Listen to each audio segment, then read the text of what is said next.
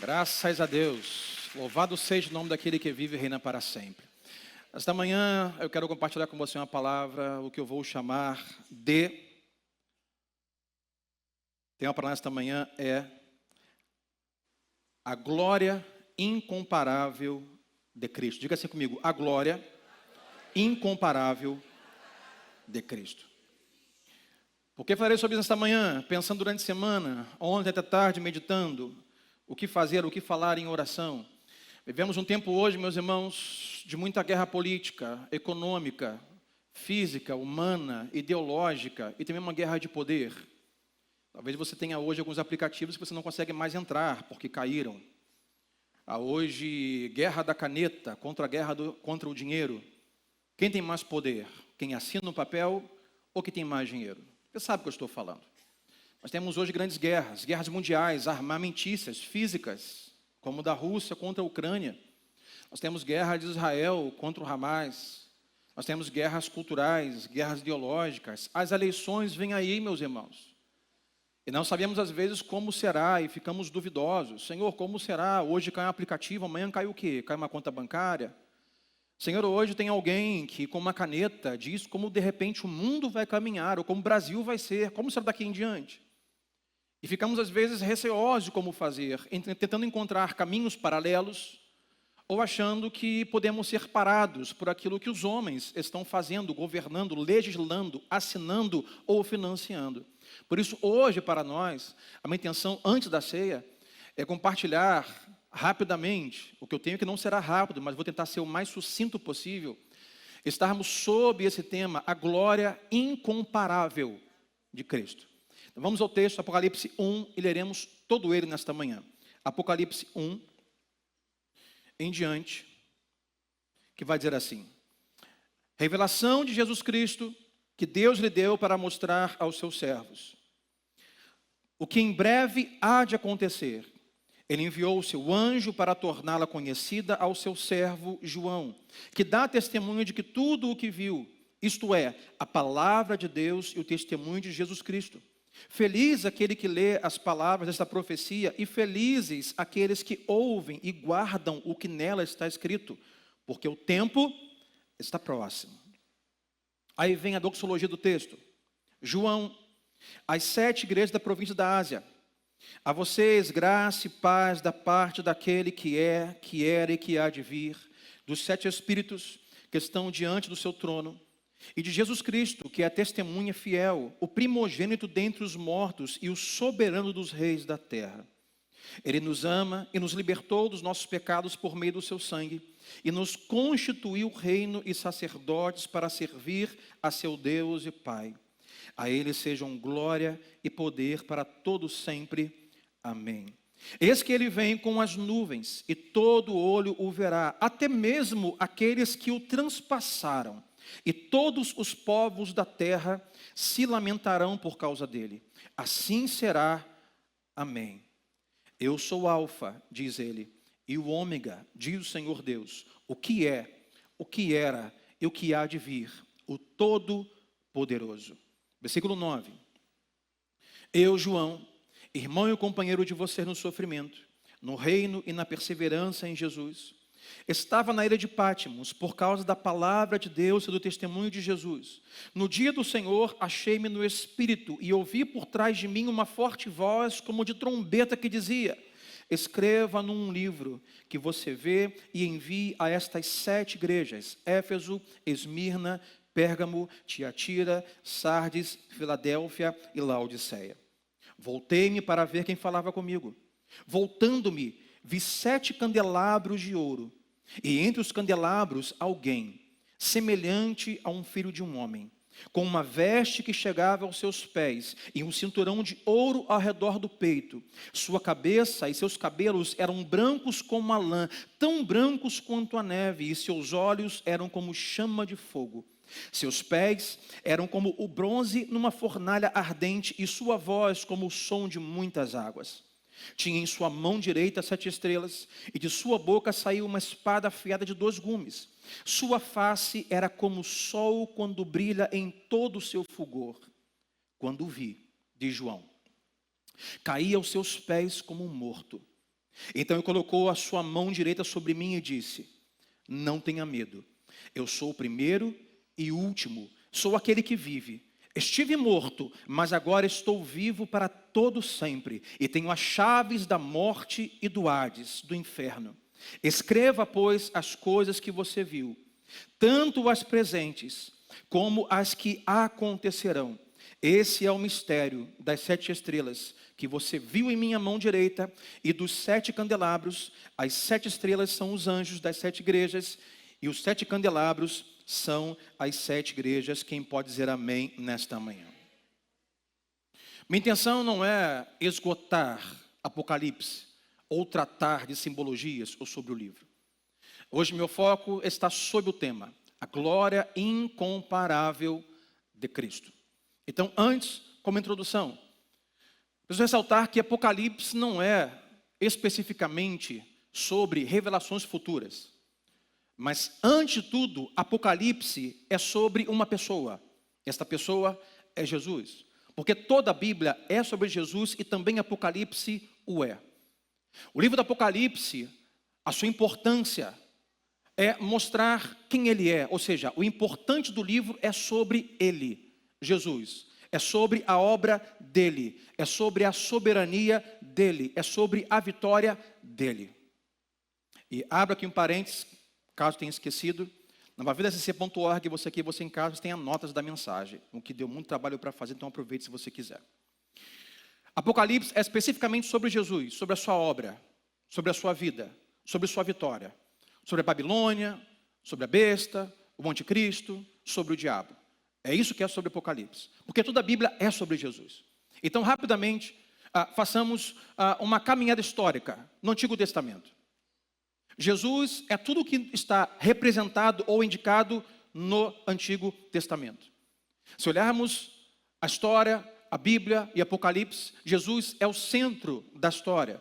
Jesus é o centro da igreja. Jesus é o centro da eternidade. Isso propõe Apocalipse. E Jesus é o centro da terra, é o centro do céu, ele é o centro das Escrituras.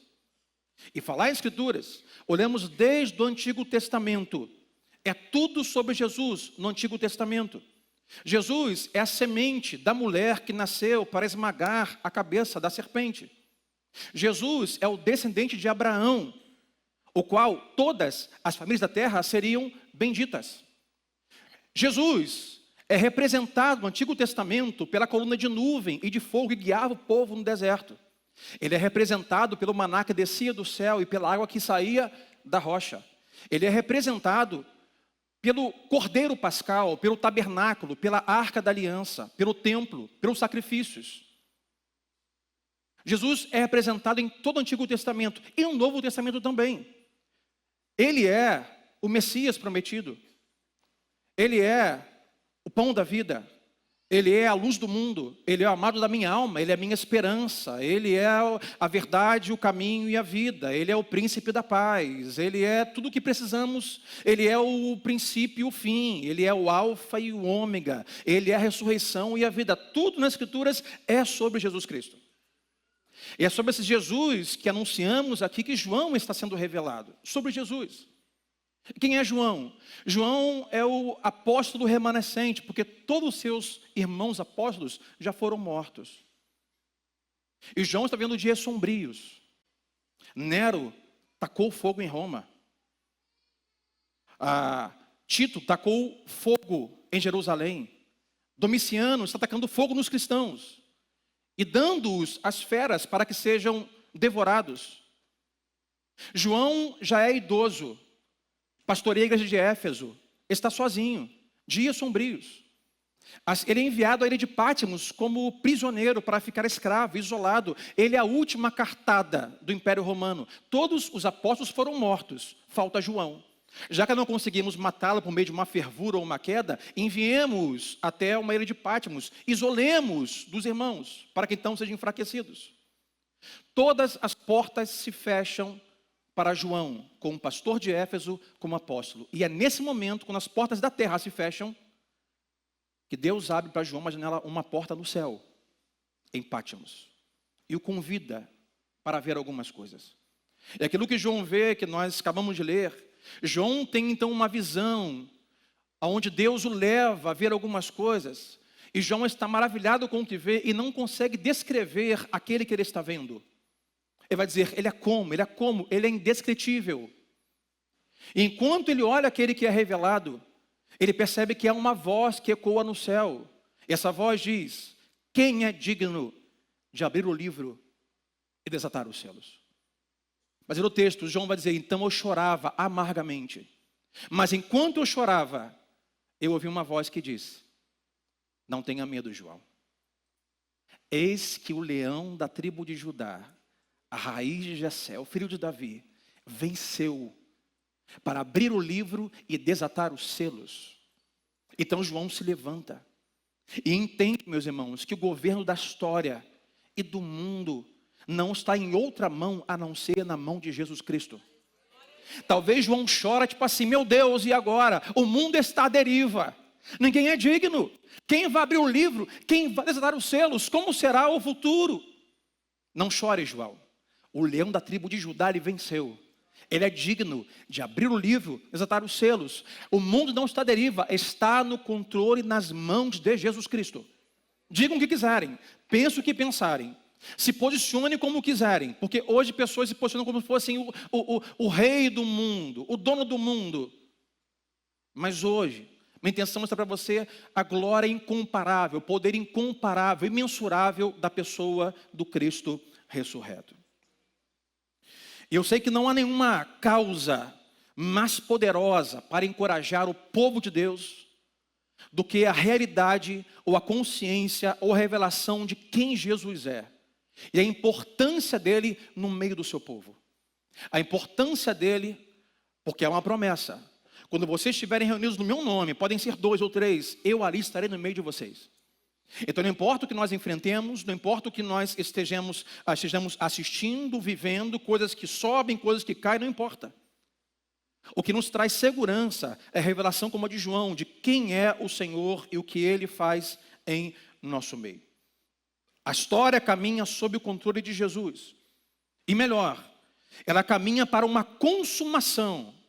Escute-me isso. A história caminha para um fim, para um desfecho, para uma consumação. E nessa consumação, Jesus e a sua igreja são vitoriosos. Não tenha dúvida disso. Não fique apavorado. Então hoje para nós, 3 coisas, se quiser tome nota. A primeira delas, olhando o texto, a grandeza incomparável da pessoa de Jesus. Depois nós veremos a grandeza da sua obra e no final, o que essas 2 coisas implicam na nossa vida. A grandeza incomparável da pessoa de Jesus. Alguns textos agora não estarão na projeção, então acompanhe na sua Bíblia aí, ok? Número 1, versículo 5 vai dizer assim, e de Jesus Cristo, versículo 5 de Apocalipse 1, que é a testemunha fiel. Número 1, Jesus é o supremo profeta, é a testemunha fiel. Ele é a mensagem e ele é o mensageiro. Ele é o profeta supremo, a testemunha fiel. Ele é a última palavra de Deus, Jesus Cristo.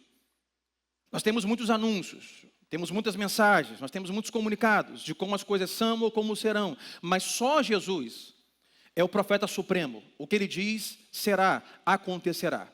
Mas não só ele é o profeta, ele é a mensagem, porque é tudo sobre ele. Em segundo, versículo 5 ainda, vai dizer que, além de testemunha fiel, continua, ele é o primogênito dentre os mortos. Além de supremo profeta, ele é o sumo sacerdote. Ele é o primogênito entre os mortos, aquele que inaugurou a ressurreição, aquele que terminou, derrotou, aniquilou a morte como eterna, aquele que matou a morte.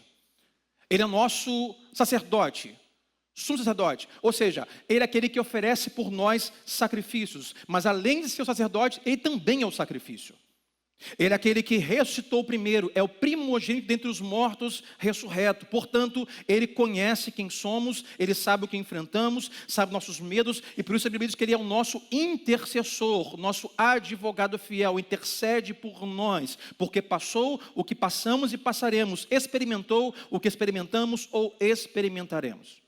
Aí no versículo 5, testemunha fiel, primogênito dos mortos, mas diz ainda, e o soberano dos reis da terra. Em terceiro, ele é soberano, diga assim comigo, soberano. Ele é soberano. Ele tem o controle sobre todas as coisas. Ele está sentado no trono, governa governos. Ele dita a história. Ele aponta o caminho da história. Nada foge ao seu controle. Nada está longe do seu domínio. Mas além de ser soberano, vai comigo ao versículo 13. João vai dizer que entre os candelabros, que lemos no verso 20, que são 7 candelabros e são as 7 igrejas, diz que entre os 7 candelabros, que são a igreja, há alguém semelhante ao Filho do Homem. Então olha aqui comigo. Além de tudo, em quarto lugar, ele é onipresente. 7 igrejas, no meio está o Filho do Homem. Ele está no meio da sua igreja, das 7 igrejas. Ela pode estar em Filadélfia, Laodiceia, Esmirna, São Gonçalo, Tóquio, pode estar em Roma. Ele está presente em todo o seu povo, espalhado em todo o universo. Onipresente. Mas também está no meio da igreja, quer dizer que ele é o centro da igreja. Ele é o assunto da igreja. Ele é o equilíbrio da igreja. Ele é onipresente. Mas o verso 14 vai dizer que João viu e sua cabeça e seus cabelos eram brancos como a lã, porque além de soberano, em quinto, ele é eterno. Cabelo branco aqui não é velhice, mas eternidade, pleno, totalmente eterno. Além de estar todo lugar ao mesmo tempo, Jesus, ele não é pego pelo tempo, nem é pego de surpresa. Tampouco ele é deriva da sua própria criação. Ele existe antes e é para sempre. Ele é eterno. Sendo eterno, ele nunca pega de surpresa. Jesus agora não está nos céus, esfregando as mãos, ansioso para saber como é que será as redes sociais no mês que vem. Ele não está ansioso nos céus, sem saber como será as contas bancárias, ou os governos no ano que vem, ou como terminará a guerra da Rússia ou de Israel. Ele não está ansioso, ele é eterno. Ele não é pego de surpresa. Ele conhece todas as coisas que estão sob o seu domínio. Em sexto, versículo 14 ainda vai dizer que os seus olhos, João diz, eles eram como chama de fogo. Ele não só é eterno, ele não só é onipresente, mas ele é onisciente, porque ninguém escapa dos olhos como chama de fogo do Messias. Não há nada que ele não conheça, não há nada que ele não veja, não há nada que ele não saiba. Nada escapa dos olhos do Senhor. Desde o STF até os cofres públicos da Europa, desde aquele que trabalha em uma instituição tão simples, até os magistrados, Deus conhece todas as suas obras, as suas e as minhas. E ninguém escapará dos olhos daquele cujo tem os olhos como chama de fogo. O Deus que tudo sabe, o Deus que é eterno, o Deus onipresente é o Deus onisciente. É por isso que com a carta das igrejas, ele geralmente começa as cartas, ou termina as cartas dizendo assim: eu conheço as suas obras. Jesus disse: João, escreve as igrejas, eu conheço as suas obras. E a cada um ele pontua as suas obras, porque Jesus conhece todas as nossas obras. Nada ficou oculto dos olhos daquele que tem os olhos como chama de fogo. Eterno, onipresente, onisciente. Mas além disso, verso 15. Os seus pés eram como bronze numa fornalha ardente. Fala sobre o seu poder, a sua onipotência. Todo o governo do mundo, como a visão de Daniel, a Nabucodonosor na Babilônia, aquela visão que ensinamos aqui na pandemia, fala sobre cada local, cada parte daquela armadura, daquela visão, daquele monumento, é um reino. Pés de bronze fala sobre poder. João diz: eu vi e ele tinha os seus pés como bronze numa fornalha. Ou seja, ninguém resiste o poder de Jesus Cristo. Estamos hoje temendo poderes. Poderes de quem tem uma caneta na mão. Poderes de quem tem dinheiro na mão. Poderes de quem tem um microfone na mão. Poderes de quem tem armas nucleares na mão. Tememos a Rússia, tememos Israel, tememos os Estados Unidos, tememos, mas nenhum poder é comparado ao poder de Jesus Cristo. Para você refletir, todo o poder que você pode hoje temer não é comparado ao poder que há no nome de Jesus Cristo. Ah, eu temo um senhor do STF. Ah, eu temo o cara rico lá não sei de onde. Eu temo o governante X. Eu temo aquele míssil. Eu temo aquele drone. Eu temo a milícia. Eu temo o tráfico. Eu temo os governantes. Nenhum poder é comparado com o poder de Jesus. E todos estão debaixo do seu poder. Pergunto, onde estão os grandes impérios da história? Onde está o Império Persa? Onde está o Império Babilônico? Onde está o Império Romano? Onde está o Império Egípcio, que lê nas Escrituras? Onde estão esses impérios? Todos eles foram a pó. Só Jesus está hoje de pé, assentado em um trono vivo e reina para sempre. Todos os governos passarão. Os que temos hoje, e talvez tememos ou pensamos como será, todos eles passarão. Só Jesus é eterno e é para sempre. Ele é onipotente. Os seus pés como bronzes forjados da fornalha, fixos, estão fixos e ninguém pode derrubá-lo. Ninguém pode tirar ele do seu local. Além de onipotente, verso 15 vai dizer que, além dos cabelos, dos pés, dos olhos, a sua voz é como o som de muitas águas. Diga assim comigo, ele é irresistível. Muitas águas não tem como resistir, não tente, ela vai te levar. Infelizmente, nossos irmãos, nossos amigos, parentes, desconhecidos do sul, experimentaram a força das águas. As muitas águas são irresistíveis. O que isso quer dizer? Ninguém pode resistir ao poder que há no nome de Jesus. Ninguém pode parar o poder que há no nome e na voz de Jesus. A voz de Jesus é poderosa, como o som de muitas águas. Vai dizer que a sua voz é como o som de muitas águas. Uma voz que dá uma ordem, o sol para. Uma voz que dá uma ordem, a tempestade cessa. Uma voz que dá uma ordem e as coisas acontecem. Uma voz que dá uma ordem e uma mula profetiza. Uma voz que dá uma ordem, como o som de muitas águas, e ninguém pode parar o poder que é na sua voz. As pessoas hoje dizem muitas coisas. As pessoas hoje pelas redes sociais, microfones e jornais, estão dizendo muitas coisas. Mas o povo de Deus, a igreja de Cristo, está debaixo daquele que tem a voz poderosa, que dita a história, que diz o que vai e o que não vai acontecer pelo controle, pelo favor e pela permissão das suas mãos. E a voz de Deus é poderosa e ela é manifestada por meio do Evangelho. Porque a Escritura diz que o Evangelho é o poder de Deus para salvar todo aquele que crê. Diga assim para quem está do seu lado, você é um porta-voz desta voz poderosa. Já imaginou? Você é porta-voz dessa voz de muitas águas. Somos nós que comunicamos o Evangelho, nós que ensinamos a palavra, nós que levamos as boas novas do Evangelho de salvação para outras pessoas. Nós somos esta caixa de ressonância da voz de Deus. Mas além disso, verso 16 diz que além de irresistível, onipotente, onisciente, eterno, diz que ele é vitorioso. Ora em sua Bíblia, versículo 16. Tinha em sua mão, João vai dizer, sua mão direita, 7 estrelas, e da sua boca saiu uma espada afiada de 2 gumes.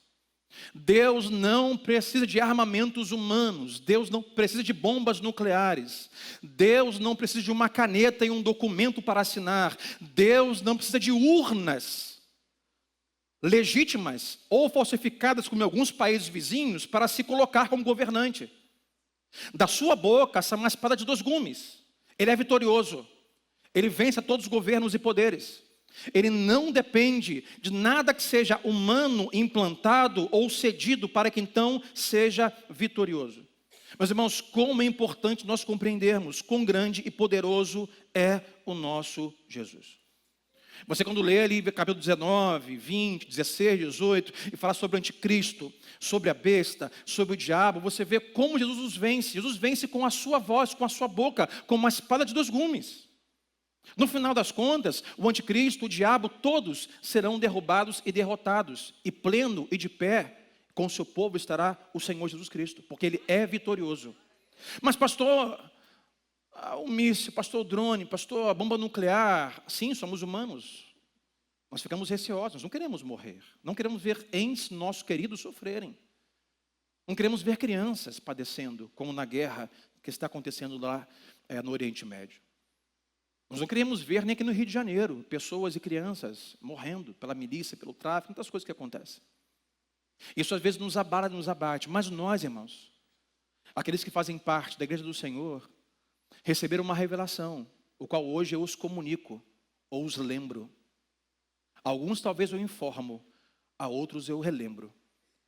Nós recebemos uma revelação de quem Jesus é. E a glória sua e poder que é incomparável. E isso para nós deve ser o suficiente para nós continuarmos com pés assertivos. Tá aí uma coisa que eu fiz na fisioterapia. Meu fisioterapeuta fazia assim: pastor Sandro, agora você vai andar, vamos buscar o seu equilíbrio, porque meu pé não conseguia fazer isso aqui. E eu ia assim, olha como é que eu estou bom, gente. Eu ia, depois que você venci essa etapa, eu falei assim: pastor, agora de olho fechado. Eu falei: você faz? Ele falou: não, mas o paciente é você, não sou eu. Eu fui, olho fechado. Tenta em casa. Aqueles que receberam a revelação de quem Cristo é, irmãos, vão com passos assertivos. Caminham na história. Algumas coisas acontecem aqui, outros caem ali, contratos são feitos aqui, pessoas vão ali, mas nós estamos num caminho onde Deus vai garantindo até o final a nossa vitória. O mundo não está à deriva. Jesus está no controle. Nós não seguimos um líder derrotado ou fracassado. Nós seguimos um líder vencedor e invicto em todas as suas batalhas. Ele não precisa fraudar urnas para ser líder. Ele não precisa confeccionar documentos para ser líder. Ele não precisa gastar rios de dinheiro para ser líder. Ele é o líder invicto, nunca perdeu uma batalha. E eu pensava sobre ser mais do que vencedor, então vamos esse pensamento para compartilhar com você. Ser mais do que vencedor é saber que vai ganhar antes de entrar em campo. Quem está com Cristo não precisa nem entrar em campo para saber se vai ganhar ou perder. Lembra da Dilma agora. Nós vamos ganhar. No final, todo mundo vai ganhar. Posso ouvir um amém? Amém. Ao contrário do que a presidenta disse um dia. No final, todo mundo vai perder. Ser mais que vencedor é saber que vai ganhar antes de jogar. Ser mais que vencedor é saber que vai passar por aquela prova, que vai superar aquilo, e mesmo que chegue para você e os seus olhos se fechem, você deita aqui e levanta lá com Ele para sempre.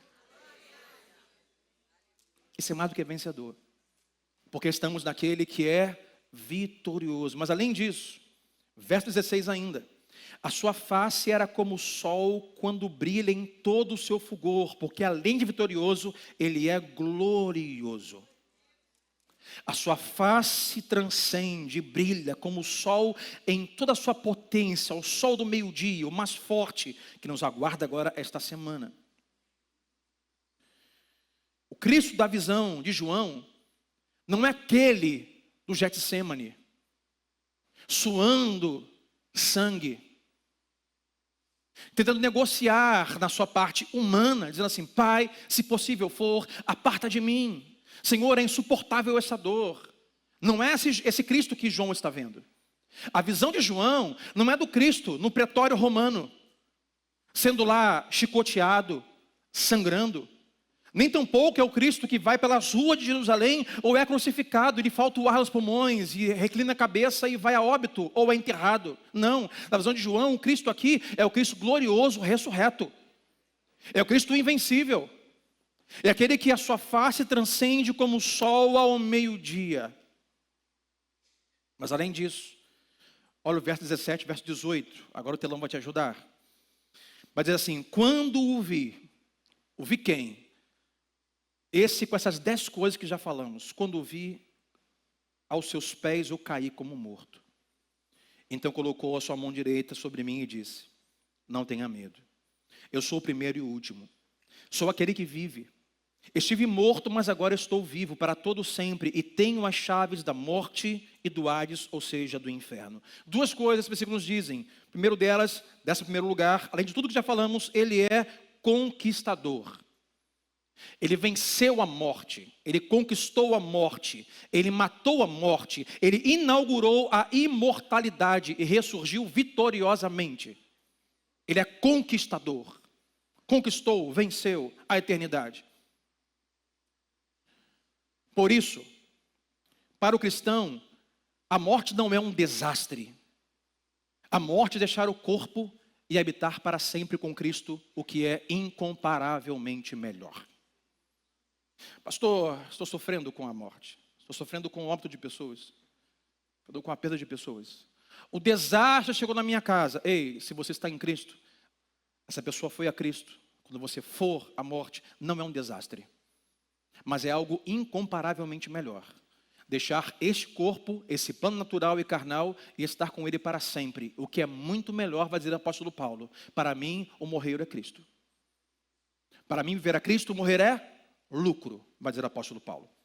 Conquistador. Além disso, Ele é restaurador. Diante da visão que João tem, João cai prostrado como morto diante de Jesus. Ele diz assim, não tenha medo. Eu sou aquele que já esteve morto, mas hoje vive para sempre. Restaurando a perspectiva, as emoções, a realidade, a visão de João. Não tenha medo. Eu sou aquele que morreu, mas estou vivo. Meus irmãos, nós não adoramos um Deus que estava vivo e morreu. Nós adoramos um Deus que estava morto e hoje vive, ressuscitou e vive para sempre. Todos os deuses deste mundo um dia foram vivos e agora são mortos. Só o nosso Deus um dia estava morto, mas hoje está vivo para sempre. Hoje as pessoas adoram dinheiro, adoram pessoas. Todos esses que hoje governam as nações e podem ser temidos ou idolatrados, hoje estão vivos e um dia estarão mortos. Mas só o nosso Deus um dia esteve morto e hoje está vivo. Por isso o Evangelho é diferente de qualquer outra religião que possamos conhecer. Essas são as grandiosas, incomparáveis, sobre a pessoa de Cristo. A segunda coisa para nós esta manhã, além da grandiosa, ou a grandeza incomparável da pessoa de Cristo, número 2, o segundo, a grandeza incomparável da obra de Jesus.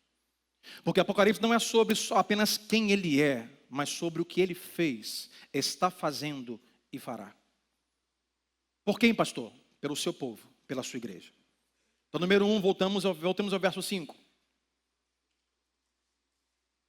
Que vai dizendo no verso 5, no meio dele, quase no final, dizendo que Ele que nos ama. Número 1, Jesus, Ele ama a sua igreja. E observe que o verbo está no presente indicativo. Ele ama, Ele não amou, Ele ama. Ele amou, ama e sempre amará a sua igreja. E não te ama, ou me ama, ou nos ama, porque viu em nós algo que valesse a pena amar. Porque o amor de Deus para conosco não tem como base quem somos o que fazemos, mas quem Ele é. Porque Ele nos amou antes da fundação do mundo. Não há nada em mim e você, humanamente falando, que faça com que Cristo invista em amor por nós. Porque a base do seu amor é Ele mesmo.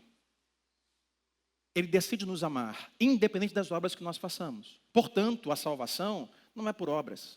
O amor de Deus não é por obras. Mas é pela fé, na graça e por meio da pessoa de Jesus Cristo. Então somos amados, mesmo quando nós vacilamos. E mesmo quando nós erramos, porque Ele amou e ama a sua igreja.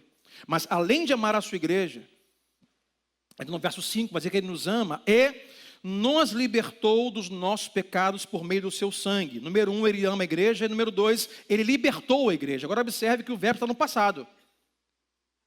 Ele não vai libertar, Ele já libertou. Diga sempre ao seu vizinho, Deus já libertou o seu povo. Já libertou.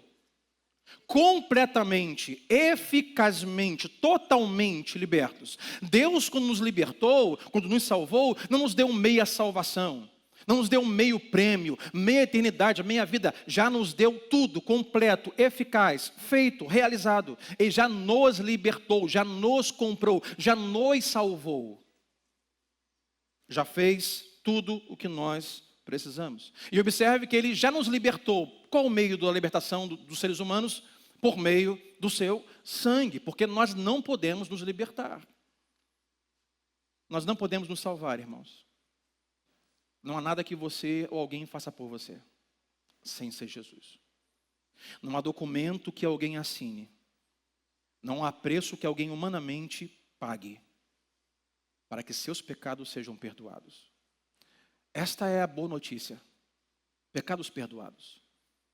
Essa é a grande comunicação do Evangelho. Porque no final de tudo, o que precisamos é ter os pecados perdoados. Porque por mais que você faça boas obras, por mais que eu faça boas obras, dê dinheiro aos pobres, nada vai adiantar se nós não formos lavados pelo sangue de Jesus. Por isso hoje, ao celebrar a ceia, o pão e o cálice, se lembre disso. Que você acumulou sozinho ira contra Deus. Mas Deus então decidiu te amar na história, decidiu te chamar, te eleger, te dar graça e fé para confessá-lo. E pegou todas as punições que eram para você e depositou sobre Jesus. Ele é a justiça de Deus. A ira de Deus, em vez de nós, estava sobre ele naquela cruz. E por meio do seu sangue e na fé no seu sangue, no seu nome, no seu preço, na sua cruz, nós somos libertos do nosso pecado. Ele ama a igreja, ele libertou a igreja, e em terceiro, ele honrou a igreja. Olha o verso 6. E nos constituiu reino e sacerdotes para servir a seu Deus e Pai. A ele sejam glória e poder para todo sempre. E alguém comigo diga, amém.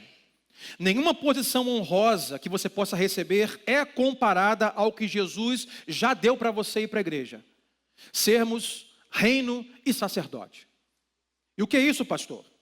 Os sacerdotes era aquele que desde a antiga aliança eram os únicos a terem acesso ao tabernáculo, a terem acesso ao lugar santo, para então ter acesso a Deus. Quando a Bíblia diz que fomos feitos reino e sacerdote, vai dizer que nós agora temos acesso a Deus. O véu foi rasgado, temos livre acesso a Deus. Isso é maravilhoso saber o quanto Deus nos honrou.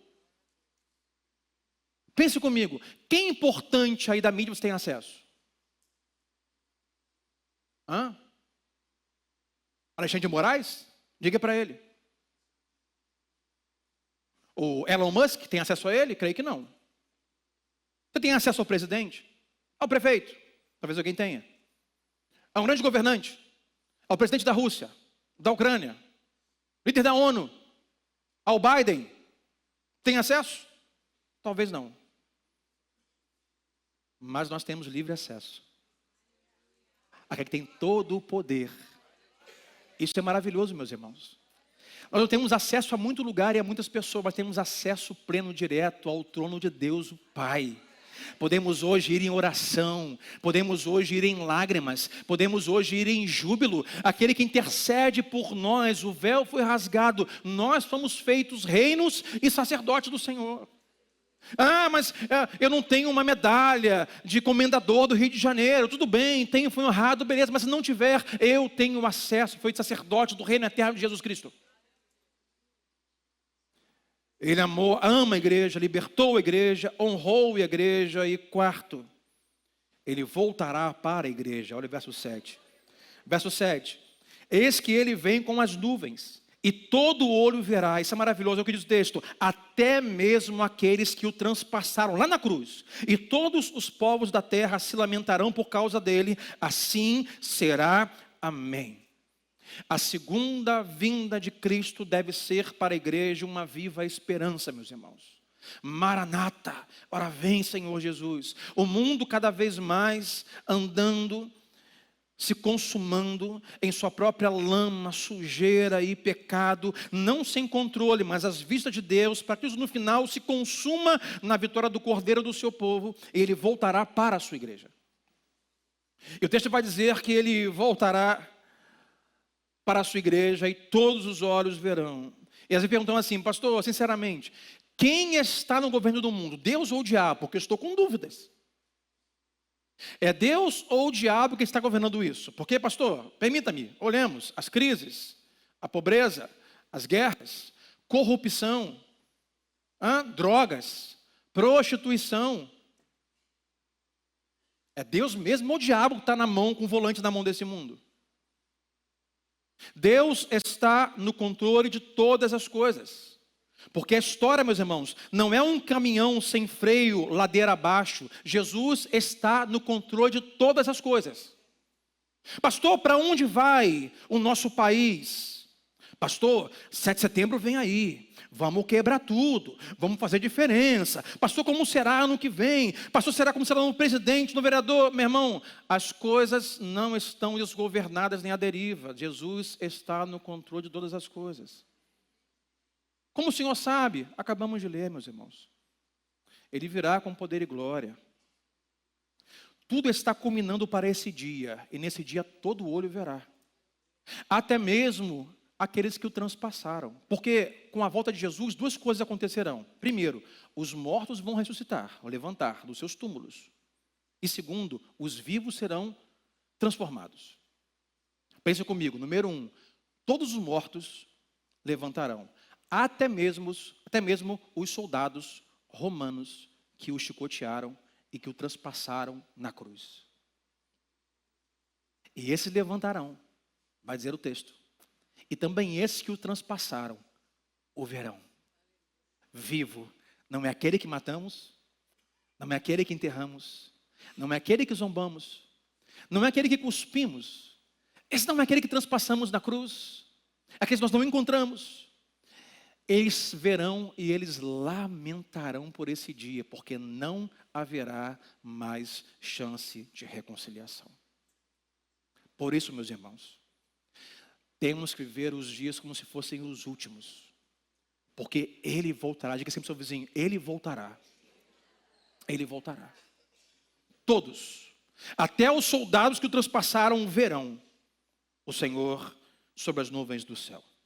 E como Ele voltará? Para nós, 7 coisas importantes a dizer de como Ele voltará. Número 1, Ele voltará pessoalmente. Como assim? Ele mesmo virá. Não vai mandar assessor, não vai mandar secretário, não vai mandar anjo, Ele mesmo virá. Número 1, Ele virá pessoalmente. Todos o verão, e não um substituto ou um secretário. Segundo, Ele voltará visivelmente. Não será para alguns, em uma viela, em um canto, em uma esquina. Todos o verão. Todos e os mortos ressuscitarão para vê-lo. Todos. Os vivos e os mortos. Terceiro, Ele voltará de forma audível. Voltará audivelmente. O texto que lemos vai dizer, e outros textos confirmam, que soará uma trombeta. Não haverá uma inércia no deserto, nenhum silêncio da montanha, onde não se ouça uma trombeta soando, anunciando a sua volta. Quem estiver dormindo acordará, quem estiver longe ouvirá audivelmente o Senhor voltando sobre as nuvens do céu. Em quarto, Ele voltará repentinamente. Voltará como um relâmpago que sai do oriente e se põe no ocidente. Assim será a vinda do homem, repentinamente. Ninguém estará esperando. Além de repentinamente, em quinto, Ele virá inesperadamente, como um ladrão. Ninguém vai esperar. Eu creio, meus irmãos, que Ele não virá em um dia esperado. Por isso, muitos tentaram e fracassaram em datar o seu retorno. Porque não vai ser numa virada de milênio, não vai ser numa data especial, não vai ser num anúncio de algo importante. Ele virá inesperadamente, em um dia comum, rotineiro, onde ninguém esperava. Porque você espera ladrão em casa, ninguém espera ladrão. Não, hoje o ladrão virá, ninguém espera. Virá inesperadamente. Estaremos embalando bebês, no ponto de ônibus, pegando metrôs, indo para o trabalho, quando de repente ouviremos o som da trombeta. Ele virá inesperadamente. Ele virá repentinamente. E sexto, Ele virá inescapavelmente. Será inescapável a sua volta. Ninguém poderá mudar esse destino. Ninguém ficará longe ou distante da realidade. Ninguém poderá impedir ou mudar sua vinda. A sua volta é inescapável. E sexto, Ele voltará vitoriosamente. Ele voltará gloriosamente. Gloriosamente. Ele não voltará como entrou em Jerusalém na Páscoa em um jumento.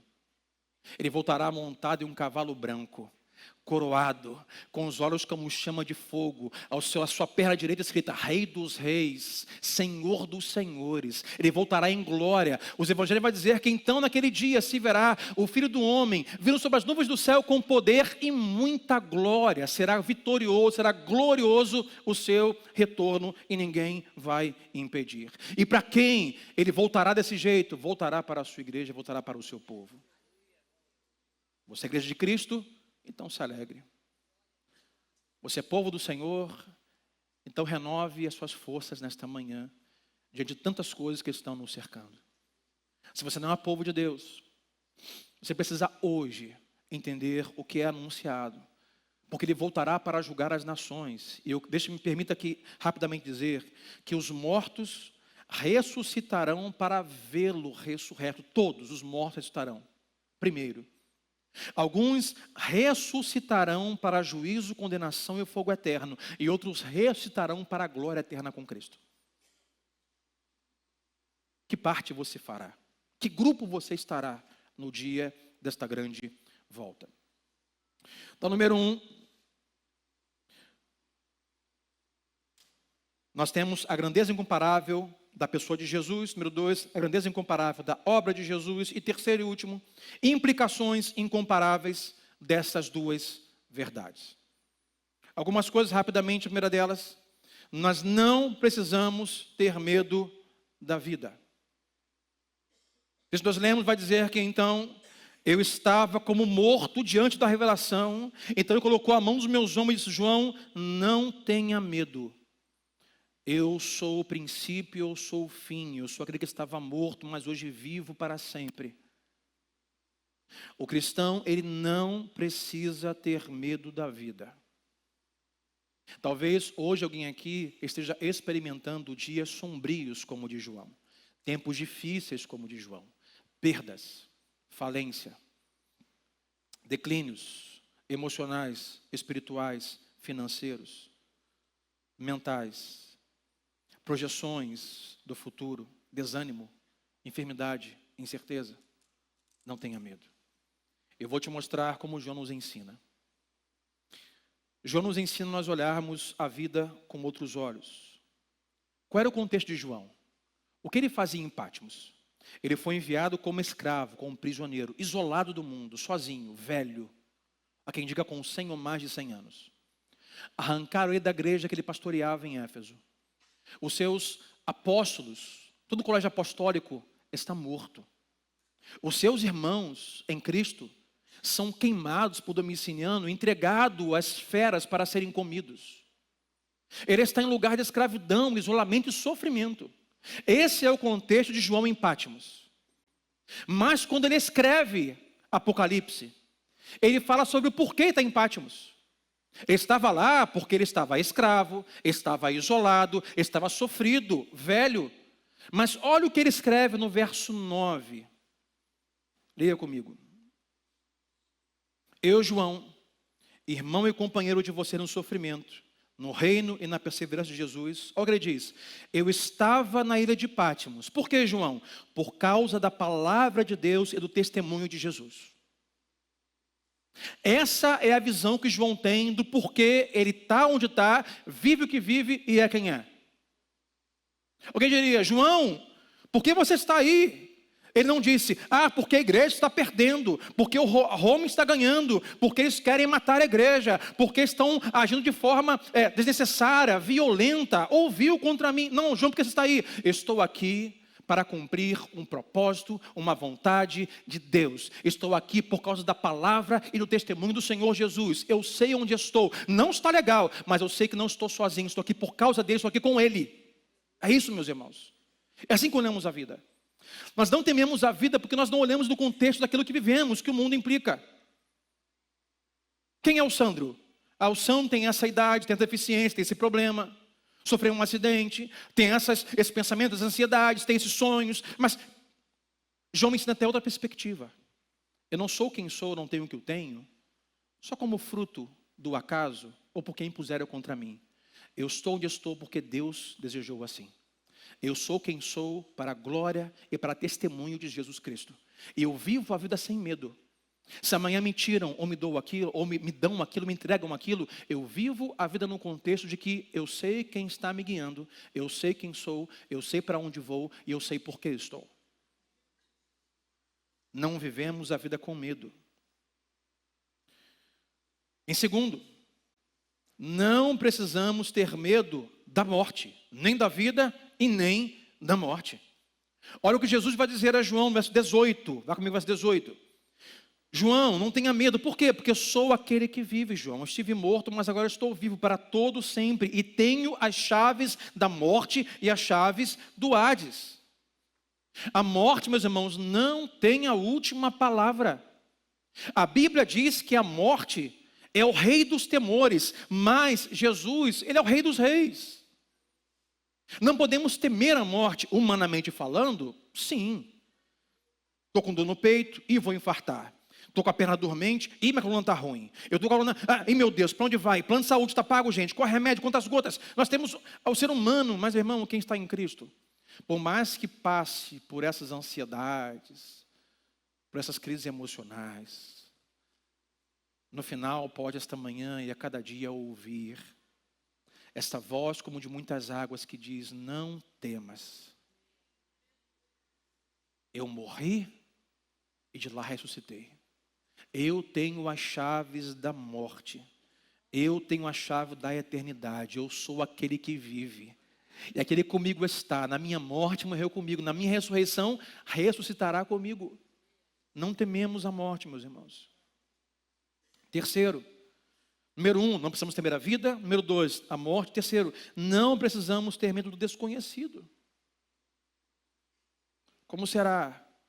Alguém já disse: amanhã me diga quem puder. Como será, pastor?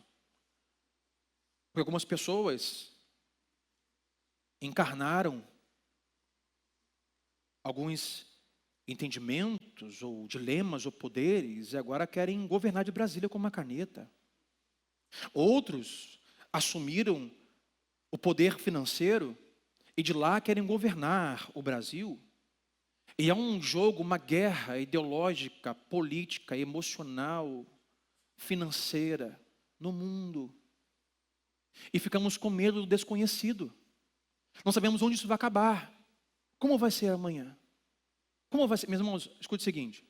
Um conselho de quem pilota motocicleta. Okay, ainda, pastor? Quando viajamos de carro ou de moto, tem alguns momentos da caminhada que nós não enxergamos na frente. 2 específicos. Quando está muito escuro, ou no meio de uma curva, ou antes de uma curva. Estou certo, sim ou não? Você olhou, tem uma reta e uma curva. O que vem depois da curva, você não sabe. Se você passou por muitas vezes lá, você sabe o que vai vir, mas não é certo. Pode ter alguém atravessando. Pode ter um cachorro. Pode ter uma obra. Então, quando nós sempre estamos numa curva, entramos com cautela. O que estará depois da curva? Nós não conseguimos ver após a curva. Nós não conseguimos ver através do escuro. Algumas vezes na caminhada, olhando o contexto que vivemos, nós não vamos conseguir ver após a curva do futuro. Mas temos uma informação. Nós sabemos aonde acaba essa estrada. E sabe onde ela acaba? Ela acaba com Cristo, em glória eterna, para sempre. Sabe como ela acaba? Jesus sai vitorioso. E todos os reinos da terra vão ao chão e se dobram diante dele, porque os joelhos se dobram, a boca confessa e os olhos veem e reconhecem que ele é o Senhor dos senhores. Eu não sei o que me espera depois da curva, mas eu sei que no final da história, Cristo é vitorioso e a sua igreja também. Então não tenhamos medo da vida, ou da morte, ou do desconhecido. É por isso que nós não acreditamos em acaso, em betes, em sorte, em azar. Não acreditamos em olho gordo. Não acreditamos em coincidência. Não acreditamos em bacumba contra crente, feitiçaria. Não acreditamos. Aqueles que são de Cristo, lavados e remidos, acreditam em uma única coisa: o controle da história está nas mãos do Senhor Jesus. Não é sobre sorte, não é sobre azar, não é sobre coincidência ou história, é sobre plano divino sobre a sua vida. Plano divino. Por mais que você não entenda, desconhecido, não tenha medo. Não tenha medo, João. Eu sou aquele que vive. Diga sempre ao seu vizinho: descanse o seu coração. Nós cremos em um Deus que dirige o nosso destino, meus irmãos. O meu destino não está nas mãos do diabo, não está nas mãos de Brasília, não está nas mãos de empreendedores e ricos. O meu destino está nas mãos do Senhor Jesus. Interessante que na hora mais crítica da vida de João, João está em Patmos. João está sofrido, está idoso, afastado, isolado, seus amigos estão mortos. Na hora mais crítica da vida de João, Jesus o convida a subir. Jesus o convida a ver algumas coisas do céu. No momento em que as portas da terra se fecham, as portas do céu se abrem para João. Porque não é a terra que explica o céu, é o céu que explica a terra. João, venha ver o que eu tenho para te mostrar aqui nos céus, para que você entenda o que há na terra.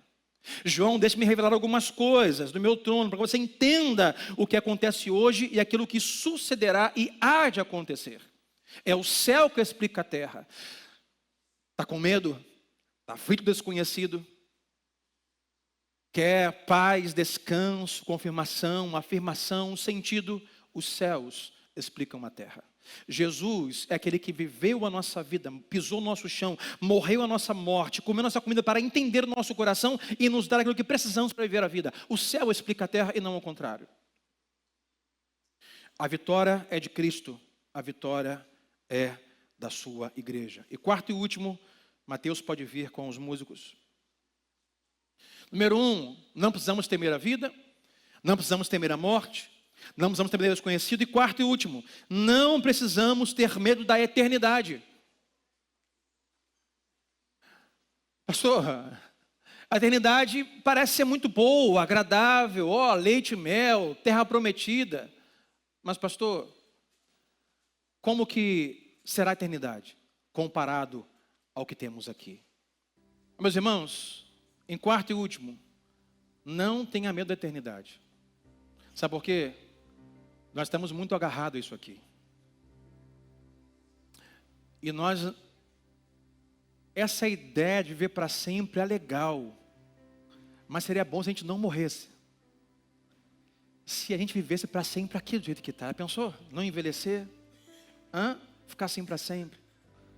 A ideia de morte, de túmulo, de chão, de velório. Ou a ideia de uma eternidade, quem sabe você que nesta manhã não tem certeza do seu coração. Será mesmo, pastor? Eternidade, será mesmo que isso acontece? Como é que é? A gente reencarna, a gente volta, a gente morre para sempre. Estamos de fato em um lugar melhor do que esse. Medo da eternidade. Como será, pastor? E perguntamos, pastor, como vai ser lá a nossa vida? Como será nosso corpo? Como serão nossos relacionamentos? Como será a nossa alimentação? Vamos comer o quê? Vestir o quê? Meu irmão, isso não traz tanta importância.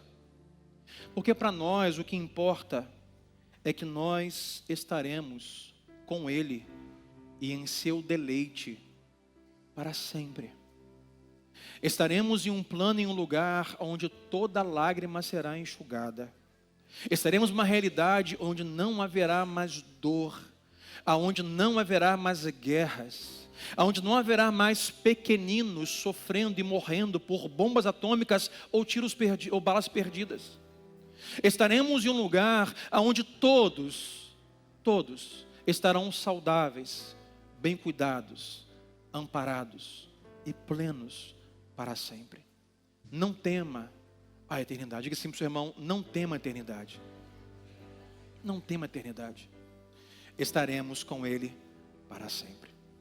Eu termino para nós orarmos com algumas perguntas.